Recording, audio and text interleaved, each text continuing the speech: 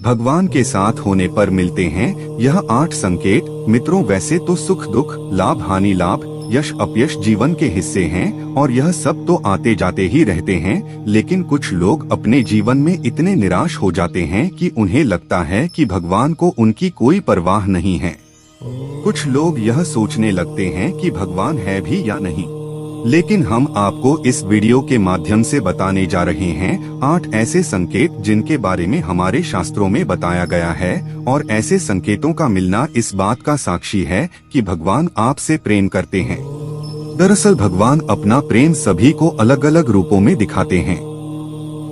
भागवत में वर्णन आता है कि पांडवों की माता कुंती भगवान से विपत्ति मांगती हैं।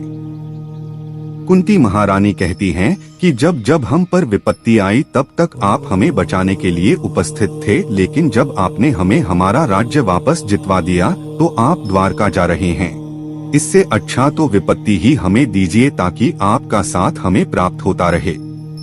इसी तरह जब पांडव भीष्म पितामह के पास जाते हैं तो भीष्म पितामह उनसे कहते हैं कि तुम पांचों बहुत ही शक्तिशाली हो और द्रौपदी तो यज्ञ से उत्पन्न हुई कन्या है, जिसको यह वरदान है कि वह जिस घर में भी रहेगी वहाँ कभी भी भोजन की कमी नहीं रहेगी।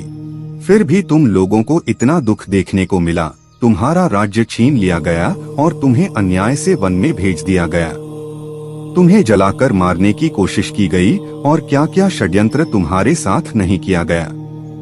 भगवान की लीला भगवान ही जाने, ना जाने भगवान अपना प्रेम किसको किस रूप में दिखाते हैं। भगवान किसी को सुख देते हैं तो किसी को दुख देते हैं, लेकिन कुछ भगवान के भक्त यह नहीं समझ पाते कि दुख भी भगवान की ही देन है और वह निराश हो जाते हैं। उन्हें यह शंका होने लगती है कि क्या भगवान को उनकी परवाह है। इस दुविधा को दूर करने के लिए हम शास्त्रों में वर्णित 8 ऐसे संकेतों के बारे में बताने जा रहे हैं जो यह बतलाते हैं कि भगवान आपसे प्रेम करते हैं। पहला संकेत है कि अगर ईश्वर आपसे प्रेम करते हैं तो आप जो कुछ भी करेंगे उसमें विफलता मिलेगी। जी हाँ, आपको यह सुनकर अजीब जरूर लगेगा, लेकिन भगवान का साथ जिनको मिलता है उन्हें विफलता जरूर मिलती है। आप बहुत मेहनत करेंगे, आप अच्छाई की राह पर चलेंगे, फिर भी आपको विफलता ही मिलेगी, और यह संकेत है कि भगवान आपसे प्रेम करते हैं। आपको विफलता तब तक देखने को मिलेगी जब तक आप जीवन के सही उद्देश्य को समझ नहीं जाते। दूसरा संकेत है कि जब भगवान की कृपा आप पर होगी तो आपको बिल्कुल अकेला महसूस होगा। आपके सामने ऐसी स्थिति आएगी जहां आपको समझ में नहीं आ रहा होगा कि आगे क्या करना चाहिए। आपको लगेगा कि इस स्थिति में मेरी मदद करने वाला कोई नहीं है। आप अपनी परेशानी किसी से बता नहीं पाओगे, और अगर आप किसी को बताने में सफल हो भी गए तो भी आपकी परेशानी को कोई समझ नहीं पाएगा। वे कहेंगे कि यह परेशानी तो बहुत ही छोटी है, या तो वे इस पर ध्यान नहीं देंगे या वे इसे नजरअंदाज कर देंगे। तीसरा संकेत जो है वह यह है कि भगवान की कृपा होने पर आपको दुख मिलेगा और आपको लगने लगेगा कि अब हमारे जीवन में इससे बुरा क्या हो सकता है। आप दुख की चरम सीमा को महसूस करेंगे।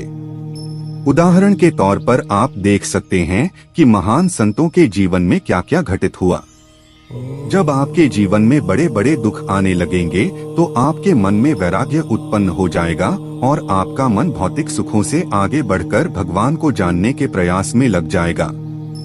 मनुष्य को इस समय हताश नहीं होना चाहिए, क्योंकि यह दुख ही उनके मन में ईश्वर के प्रति प्रेम विकसित करने में सहायक होगा। यह उन्हें इस बात का एहसास कराएगा कि यह संसार दुखालय है और भगवान को प्राप्त करने में ही सार है। चौथा संकेत है कि भगवान की कृपा होने पर आपकी सारी उम्मीदें टूट जाएंगी, और ऐसा होने पर आपके अंदर एक नई ही खोज शुरू होगी। ऐसी खोज जिसमें आप अपनी कमियों को जानेंगे और अपनी विफलता का कारण ढूंढ लेंगे। आप खुद से सवाल करना शुरू कर देंगे और यही सवाल आपको अपने आप से जुड़ने में मदद करेंगे।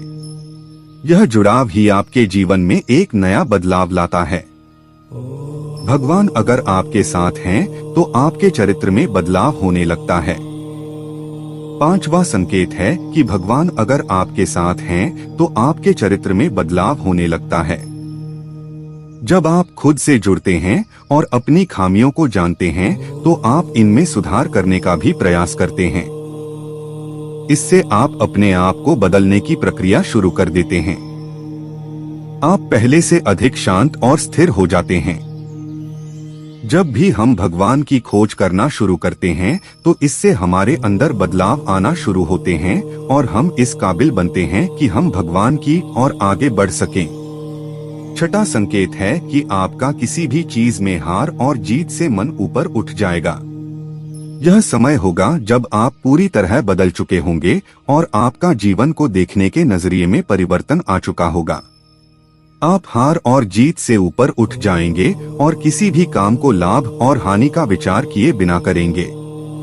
इस तरह की स्थिति होने पर आप बाहर हो रही चीजों से विचलित नहीं होंगे और अपने अंतर्मन में ही स्थिर रहेंगे।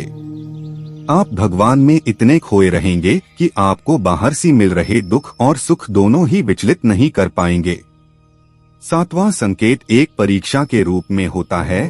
जब आप भगवान की भक्ति में संलग्न हो जाते हैं तो आपके जीवन में एक ऐसी स्थिति आती है जिसमें हर चीज आपको सहज ही प्राप्त होने लगती है।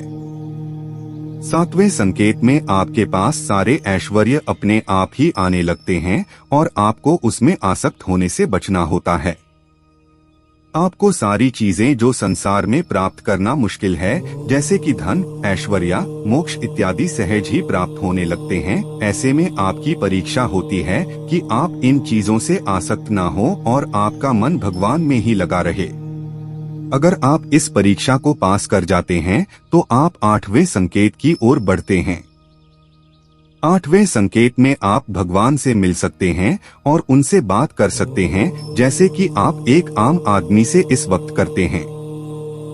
इस संकेत के मिलने के बाद आपके मन में जरा भी संशय नहीं रह जाएगा कि भगवान आपके साथ हैं या नहीं, क्योंकि आप हर समय भगवान के साथ रहेंगे। दोस्तों, यह थे विभिन्न शास्त्रों में दिए गए कुछ संकेत जिनके मिलने पर आप समझ सकते हैं कि भगवान आपसे प्रेम करते हैं।